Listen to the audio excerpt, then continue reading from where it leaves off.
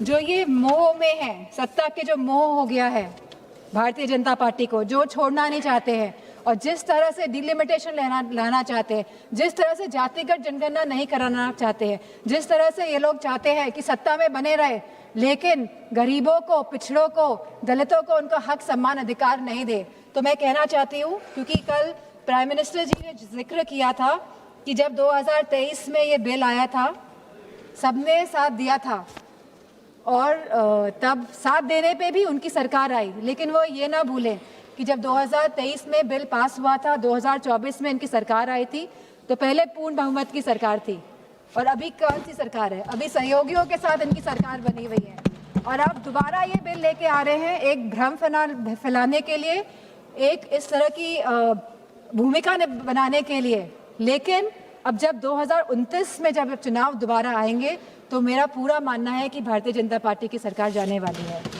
Guarantee, ये तो समय बताएगा। ये तो गारंटी की बात कर रहे थे। बताइए, आपने गारंटी नहीं दी थी कि आप आय दुगनी करेंगे हमारे किसान भाइयों की? क्या आपने गारंटी नहीं दी थी आप वन पेंशन लेकर आएंगे हमारे नौजवानों के लिए जो शहीद होते हैं? क्या आपने गारंटी नहीं दी थी कि आप 2 करोड़ लोगों को नौकरी देंगे? क्या आपने गारंटी नहीं दी थी कि आप मुफ्त सिलेंडर देंगे?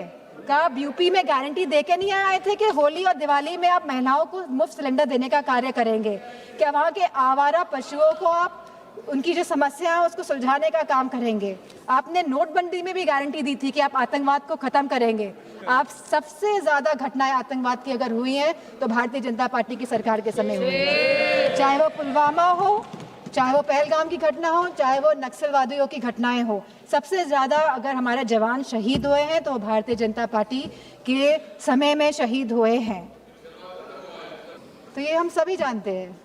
तो ये जो सरकार है, ये डिलिमिटेशन का जो मुखौटा, जो ये आरक्षण का, महिला आरक्षण का जो मुखौटा पहने हुए है कि हम महिलाओं को आरक्षण देने का कार्य करें, लेकिन वाकई में ये डिलिमिटेशन के प्रयोग से अपने आप को सशक्त करने की बात कर रहे हैं। ये चाहते हैं कि सत्ता में बने रहें, ये नहीं चाहते कि जातिगत जनगणना हो, ये नहीं चाहते कि हमारी दलित, ओबीसी माताओं बहनों को, हमारी अल्पसंख्यक बहनों को आरक्षण मिले।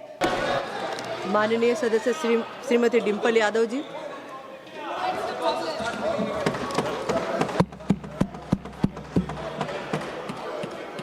मैं धन्यवाद देना चाहूँगी अध्यक्ष महोदय का, जिन्होंने मुझे इतने महत्वपूर्ण 131वें संविधान संशोधन विधेयक पर बोलने का मौका दिया।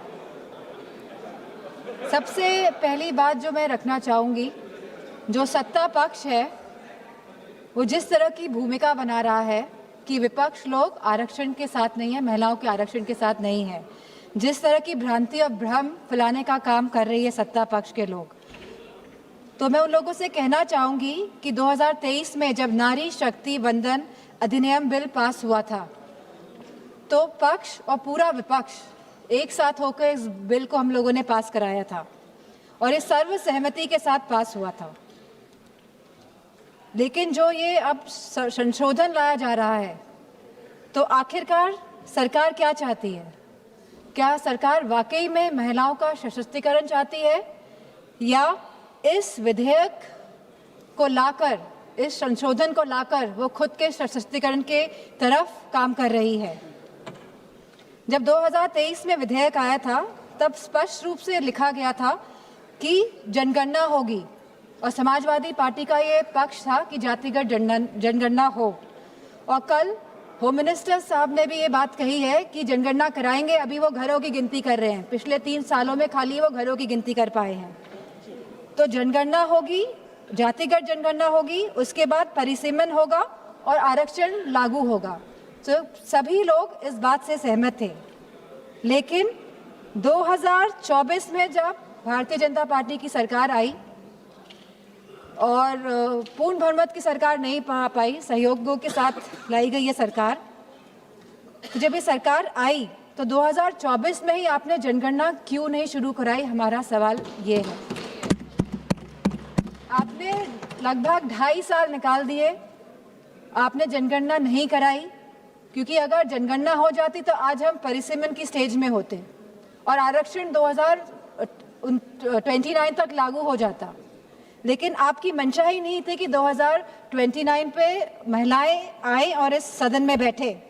अब अचानक ये जल्दबाजी क्यों दिखा रही है 2026 में, जहां अप्रैल का महीना चल रहा है, तो लगातार जल्दबाजी क्यों दिखा रही है? सवाल इस बात पे भी होना चाहिए। तो ये सरकार जल्दबाजी, जो हम समाजवादी पार्टी का मानना है, वह इसीलिए दिखा रही है क्योंकि ये जो डीलिमिटेशन है, जो ये पूरी एक्सरसाइज है, ये सरकार एक हथियार के रूप में प्रयोग करना चाहती है खुद को सशक्त करने के लिए। हमने देखा कि कल गोगो हमारे सांसद कांग्रेस के, उन्होंने कहा कि किस तरह आसाम में डीलिमिटेशन कमीशन का प्रयोग ना होकर किस तरह वहाँ पे चुनाव आयोग जाके परिसीमन कर रहा है और जिस तरह से पूरी प्रक्रिया को अंजाम दिया, और जो सेंसस यूज हुए उसमें वो 2011 के इस्तेमाल हुए। तो कहीं ना कहीं ये बहुत बड़ा प्रश्न चिन्ह उठाता है सरकार पे कि सरकार आखिरकार संविधान में संशोधन क्यों ला रही है, ये संविधान को क्यों बदलना चाहती है, ये क्यों चाहती है कि हमारा संविधान कमजोर हो और सरकार हमेशा सत्ता में बनी रहे।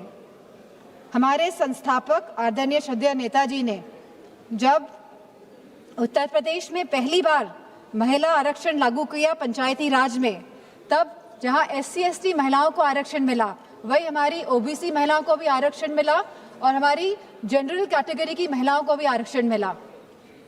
अब समाजवादी पार्टी चाहती है कि इस आरक्षण में हमारी अल्पसंख्यक महिलाओं को भी आरक्षण मिले। आप क्यों आधी आबादी में बंटवारा करना चाहते हैं? आप क्यों नहीं चाहते हैं कि महिलाएं आगे बढ़े, हर वर्ग की, हर समाज की, हर धर्म की महिलाएं आगे बढ़े? आज हमारी यह मांग है कि आप OBC महिलाओं को भी आरक्षण दें और हमारी अल्पसंख्यक महिलाओं को भी आरक्षण दें।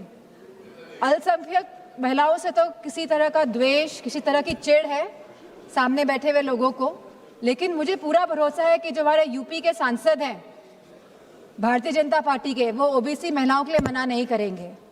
तो वाकई में अगर आपको संशोधन लाना था, अगर आपको कॉन्स्टिट्यूशनल अमेंडमेंट करना था, तो आप इस बात का अमेंडमेंट करते कि आप OBC महिलाओं को आरक्षण देने का काम करेंगे।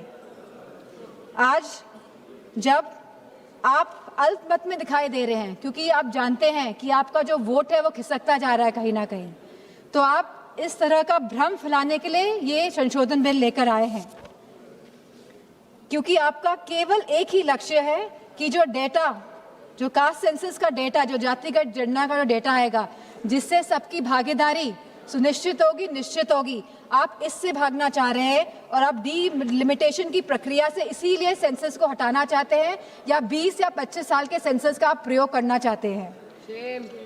आप कहते हैं आप महिलाओं की हितैषी है, आप महिलाओं के बारे में सोचते हैं, लेकिन आज जब मैं यहाँ खड़ी हुई हूँ और जब पिछले कुछ दिनों पहले जब संसद चला और जब कैफ बिल आया, central arm forces police force bill आया, तब आपने जो शहीद हुए, जिन्होंने हमारे देश के लिए बलिदान दिया, जिन्होंने हमारे देश के लिए जो शहीद हुए हैं, आपने उनको शहीद तक का दर्जा नहीं दिया।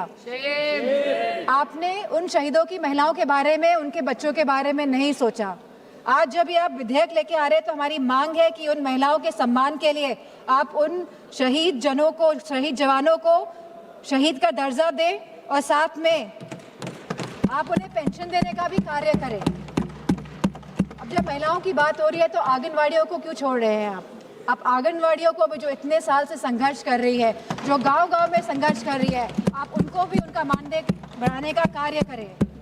जहां आप वाकई में चाहते हैं अगर महिलाएं सशक्त बने, तो आप उनकी शिक्षा में ध्यान दीजिए। अध्यक्ष महोदय, यूपी में तो गांव-गांव में स्कूल बंद किए जा रहे हैं, प्राइमरी स्कूल्स को बंद किया जा रहा है बिना कुछ सोचे, बिना कुछ समझे। और स्वास्थ्य के जो हालात हैं और जो पोषण की जो व्यवस्था है उत्तर प्रदेश में, मैं समझती हूँ पूरी तरह से उत्तर प्रदेश की व्यवस्था ध्वस्त है। और सुरक्षा और महिलाओं के सम्मान की तो बात क्या ही करी जाए। हमने देखा है जिस तरह हाथरस कांड हुआ, जिस तरह भारतीय जनता पार्टी के जो MLA सेगर जी का जो पूरा कांड हुआ, और लगातार जो उत्तराखंड में कांड हुआ, जब हमारे सांसद ने एक कविता कह दी, तब तो विपक्ष दल की सब सांसदें खड़ी हो गई, उनका विरोध करने लगी, भरपूर तरीके से इन लोगों ने विरोध किया। लेकिन जब मणिपुर की घटना हुई, तो कोई भी भारतीय जनता पार्टी के महिला सांसद खड़ी नहीं हुए। जब उत्तराखंड में 19 साल की लड़की को मार दिया गया, अंकिता भंडारी को, तब भारतीय जनता पार्टी की कोई भी महिला सांसद खड़ी नहीं हुई। पुरुषों से तो हमें उपेक्षा नहीं है, लेकिन कम से कम महिलाओं से तो हम ये उम्मीद करते हैं कि वो एटलीस्ट महिलाओं के लिए तो खड़ी हों। मैं जो ये मोह में है, सत्ता के जो मोह हो गया है भारतीय जनता पार्टी को, जो छोड़ना नहीं चाहते हैं और जिस तरह से डिलिमिटेशन लाना चाहते हैं, जिस तरह से जातिगत जनगणना नहीं कराना चाहते हैं, जिस तरह से ये लोग चाहते हैं कि सत्ता में बने रहे लेकिन गरीबों को, पिछड़ों को, दलितों को उनका हक, सम्मान, अधिकार नहीं दे, तो मैं कहना चाहती हूँ, क्योंकि कल प्राइम मिनिस्टर जी ने जिक्र किया था कि जब 2023 में ये बिल आया था सबने साथ दिया था और तब साथ देने पे भी उनकी सरकार आई, लेकिन वो ये ना भूलें कि जब 2023 में बिल पास हुआ था, 2024 में इनकी सरकार आई थी, तो पहले पूर्ण बहुमत की सरकार थी और अभी कौन सी सरकार है? अभी सहयोगियों के साथ इनकी सरकार बनी हुई है और अब दोबारा ये बिल लेके आ रहे हैं एक भ्रम फैलाने के लिए, एक इस तरह की भूमिका बनाने के लिए। लेकिन अब जब 2029 में जब चुनाव दोबारा आएंगे तो मेरा पूरा मानना है कि भारतीय जनता पार्टी की सरकार जाने वाली है। और गारंटी की बात की जा रही थी कल, गारंटी ये तो समय बताएगा। ये तो गारंटी की बात कर रहे थे। बताइए, आपने गारंटी नहीं दी थी कि आप आय दुगनी करेंगे हमारे किसान भाइयों की? क्या आपने गारंटी नहीं दी थी आप 1 पेंशन लेकर आएंगे हमारे नौजवानों के लिए जो शहीद होते हैं? क्या आपने गारंटी नहीं दी थी कि आप 2 करोड़ लोगों को नौकरी देंगे? क्या आपने गारंटी नहीं दी थी कि आप मुफ्त सिलेंडर देंगे? क्या आप यूपी में गारंटी देके नहीं आए थे कि होली और दिवाली में आप महिलाओं को मुफ्त सिलेंडर देने का कार्य करेंगे? क्या वहाँ के आवारा पशुओं को आप उनकी जो समस्या है उसको सुलझाने का काम करेंगे? आपने नोटबंदी में भी गारंटी दी थी कि आप आतंकवाद को खत्म करेंगे।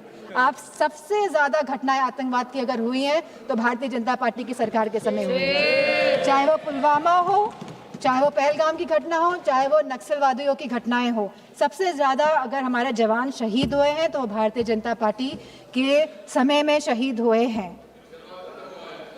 नक्सलवाद खत्म हुआ, लेकिन आप शहीदों को शहीद का दर्जा नहीं देंगे, पेंशन नहीं देंगे आप। अब क्या बात करते हैं?